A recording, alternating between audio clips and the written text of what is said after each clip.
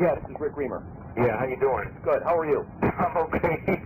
Listen, I got you on speakerphone. I've also got Rich here, my client here. We read the letter you sent to the magistrate and we wanted to hear what you had to say. You're talking about Commander Hare. I'm talking about Commander Hare, my client. Yes, sir. Here's the deal. My name might sound familiar to him, and maybe it might not. I was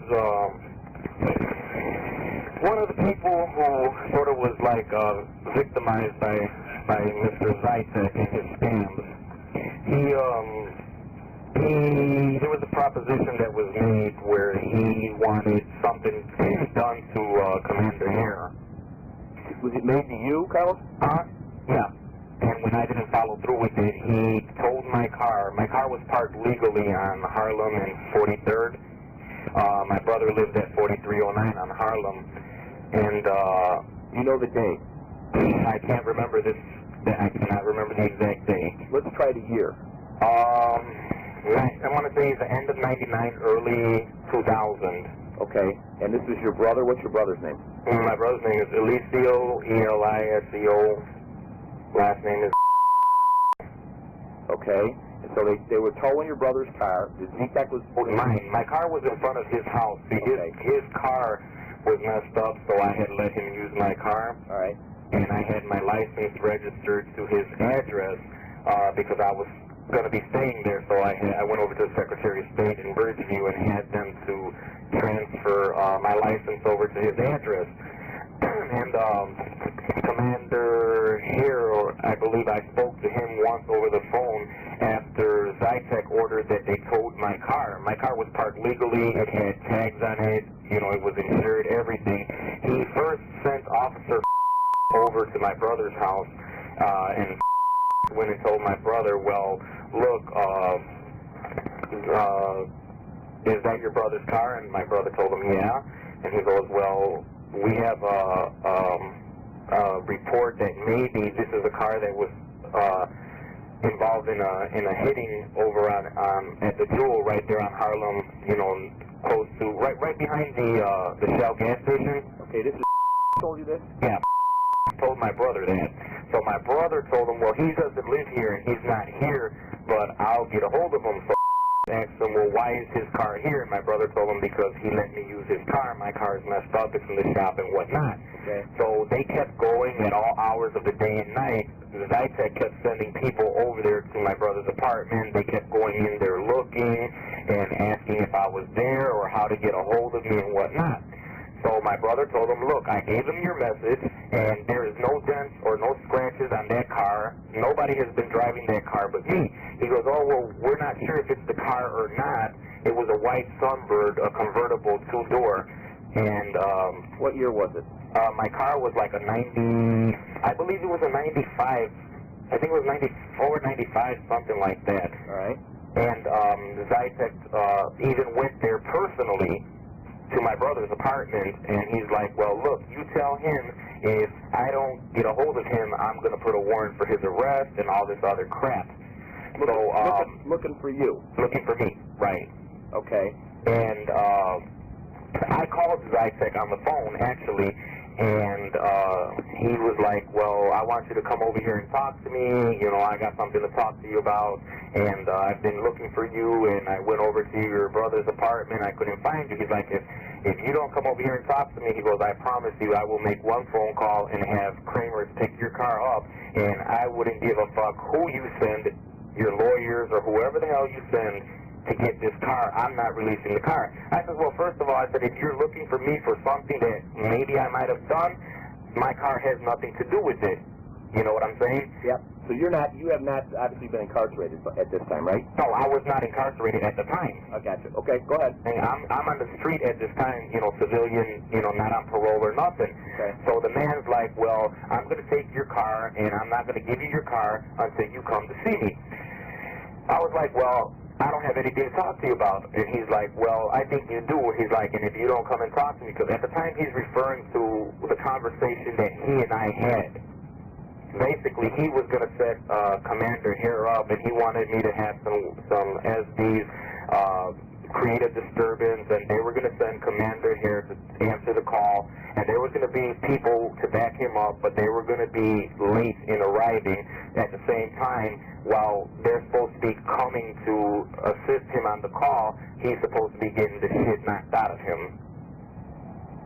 Okay, so now this is the phone conversation you had? No, I talked to him in person. Okay, so after the initial phone Person, call. right, yeah. I went in person and I talked to him, and he's like, look, you didn't do nothing or nothing like that. And he goes, but this is the problem. He's like, I have this certain person who's been snooping around and putting his nose where it doesn't belong, and we all know what he's referring to by that. You know what I'm saying? No, did he elaborate? I don't... Yeah, he was telling me that What did he try to remember, if you can't tell us, what did he tell you as best as you can recall? And by the way, was there anybody else there? when he told me that? Yeah. Oh, Where was this? Just him and me right outside the Stickney police station. Outside, not inside the office? No. It was outside in front, just like maybe about 10 feet away from the front entrance. Okay. What did you do? Did you make arrangements to go in and see him? No, hell no. No, I didn't want to see him because I didn't trust the dude. You know, the dude used to be a Chicago cop. You know, dude is crooked. I don't like him. You know, I never did. You know, I had an encounter with him once before.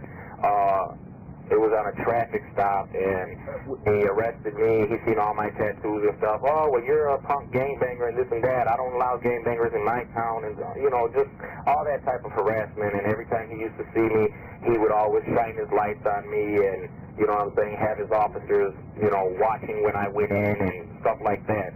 I know Commander here may not remember my name, but I did speak to him on the phone when I was trying to get him to release my car because Kramer's took my car. And shortly after that, I went over to Kramer's, and Kramer's told me, we're not releasing this car per the order of Chief Zytek, and they wanted me to pay, once I got the release, they wanted me to pay like $1,500 and storage fees and a bunch of other stuff. I'm like, my car was parked legally. I shouldn't have to pay a damn dime for it. Okay, did you ever get your car out? No, because, see, here's the thing. When I went to see my car, I asked them if I can go to the car to get some insurance papers and stuff that I had in there. They told me, no, this car is sealed per the order of Chief Zytek. I told them, okay, fine, whatever. So I went to my insurance company and I got the copies of my insurance policy and whatnot. Next week I went over there because I had wanted to get something else out of the car. Well, next thing you know, I see my car sitting in front of Kramer's. It was in the little area next to the car wash there at the entrance, and I'm like, wait a minute, I wasn't sure if it was my car or not. But the thing that made me know that it was my car was because one of my reflectors on the right side in the back was missing. Okay. And I walked around the car. The car didn't have no plates. It still had the, you know, at that time they had them orange tags. Right. Okay. It still had that applied on the front windshield. So I walked around the car and looked at it, and I'm like, this is my car. And once I hit the back and I seen the reflector missing, I knew it was my car. Okay. Well, I put the key in the trunk and it turned. Okay. When I went to put it on the doors, it wouldn't turn, and then somebody from Kramer's ran out and they told me, what are you doing? I'm like, what I'm doing? No, the question is, what is my car doing out here? Did anybody call the police? No, nobody called the police. He says, the guy tells me that was there, he said, well, this is our car. I said, no, motherfucker, this is my car. I have the title right here.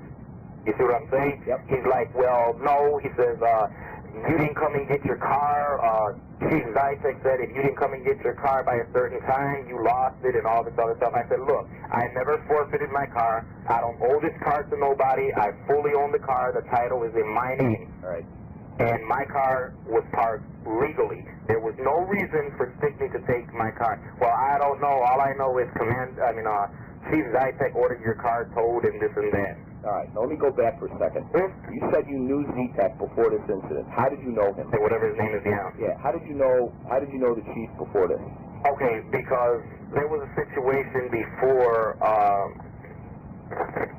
In one of the buildings, there was a party, and he went over there because the neighbors were complaining about too much noise and gangbangers and shit like that. And so he came and he told us, well, I'm not going to allow this in my town. He goes, I don't care what you do in Cicero or what you do in Berwyn, but this is Stickney. I run Stickney, and, you know, it's not happening here. How much before you had the conversations with Z-Tech about hair did this occur? How was the noise complaint? I would say probably somewhere about like 2 months, 3 months, something like that before that. Where was the building? But the building was one of them buildings right on Harlem. Like I said, my brother lived at 4309 on Harlem, and he lived in the first floor, but it was the rear apartment. Okay. You can drive through the back, and everybody's got their parking there, you know. Okay. And Z-Tech, whatever the hell his name is, he had a couple of Stickney police cars always go there, or they would be parked right there. There was a car there once, I remember, that didn't have the sirens on the top. It just had, you know, the markings and whatnot. All right. Then in the front, they had I believe it was a detective car parked there before. Okay, just watching the area? Just watch. Basically what they were doing was watching to see if I showed up there. Okay. Now, at the time, you didn't have any warrants out for you or anything? Oh, I didn't have no warrant or nothing. Nothing at all. Okay, so... And I know this because a nephew of mine is a Chicago detective. Okay. You know, I asked him, I said, look, I want you to run my name through Leeds and NCIC and tell me if I have a warrant, because if I don't have a warrant, why is this man, you know, constantly harassing me? Right. You know, and that was it. You know, he basically, you know, I just happened to run across the article in the newspaper, and when I read it, I requested, you know, to go to the law library to I wrote down the name of the judge and everything, and I wrote the judge because you're not in the Sullivans. Right. Actually, I am, but that's okay. You did the right thing. So, I got to go back now, because I know we only had a half an hour, but we may be taking a trip down there to see you. Okay. Now, so finally, after you have the phone conversation with Z-Tech, what's he do? Tell you to come in and see him? He tells me to come in to see him. I even tried citing my title over to my brother. Okay. Of the car. Right. You know, if he's the legal owner, they have to give it to him. Okay. He says, well, this title ain't worth, what's written on this title ain't worth the damn paper it's written on. So what did they end up doing? Crushing the car? I don't know what they did. Somebody was driving the car, and I think they still have the car. Okay. Now, I know I called the Secretary of State, and I explained to them, and they told me, well, legally, you're still the owner of this car, and somebody's around driving that car. So if they hit somebody, for example, they hit somebody, and they take off, the police are coming to get you. Okay. So let me go back to Z-Tech now, and we'll figure out about your car later. Right. You know, I don't know if there's anything I can do for you there, but okay, so after you had the phone conversation with Z-Tech, he called you or you called him? Oh, I called because he kept telling my family, start telling him to contact me or call me. If he doesn't, I'm going to start arresting people, and he will sooner or later come. Okay, and the whole problem is, I got caught up in a case a couple of years who wasn't quite the legal age. Yep. So I ended up pleading, and I got probation. I violated probation. They ended up sending me to the joint for 4 years. Okay, who was the arresting agency? But when I got out of the joint, you know, they started making me register. Right. You know, for 10 years. Yep. But that time's up now. Okay. But see, at this time, he was trying to blackmail me with using the registration with not reporting to him. Yep. You see what I'm saying? Yeah. He was saying, look, I'm not worried about the registration. His exact words to me were, fuck the registration, I'm not worried about it. He says, we'll get it straightened out and taken care of. He goes, but this is what I need for you to do. And see, I said to myself, there ain't no way in hell I'm going to do something or have anybody do anything to no commander. Okay. You know what I'm saying? I mean, I watch TV, you know, I see what they do for people, you know, to people who fuck with the police. You know what I'm saying? You got it. Well, I'm not, no, that man, Commander here, never did nothing to me. I don't know the man. The man has a family, I know. I have a family. You know, the man was saying he wanted him beat up and put out of commission for a little while. Tell me what words he used. What did he say he needed for you to do for him? Okay, what he said specifically was, he says, I want you to get a few of your boys. I know all you could do is make up a phone call and a whole fucking shitload of people will be here. He goes, I want you to arrange a disturbance. We're going to go over there there to the disturbance, but I'm going to send Commander here over there first. He says, when he gets over there, there won't be nobody backing him up. He says, when he gets over there and he tries to secure the scene, that's when you guys turn around and you kick the living shit out of him. Do whatever you have to do, but don't do nothing to, like, don't stab him or don't shoot him or, you know what I'm saying, nothing like that. He just wanted him beat up real bad. Okay. He says, you want to kick his teeth in, go right ahead. He says, but don't shoot him, don't stab him, don't do no shit like that. So I was like, wait a minute. If I have something done to him like that, the police are going to come, they're going to get us. It's going to be on you. Oh, he goes, I'm the chief. What I say goes. Okay. See what I'm saying? Yep. So how did you leave it with him? How did I leave? Yep. I told him, I said, look, I said, well, let me think about it. I said, let me think about it, and I'll get back to you. He goes, well, look, I need this done as soon as possible. I'm depending on you. He goes, I promise you I'll make this registration stuff go away. He goes, and I'll even do it before anything happens. You know what I'm saying? Right. He goes, and I'll give you your car back and whatnot. I told him, I don't know, I got to think about this. You see what I'm saying? Yeah. But, you know, when I didn't do it, right, that's when he, you know, decided he wanted to keep fucking with me, and that's when, you know, they took the car.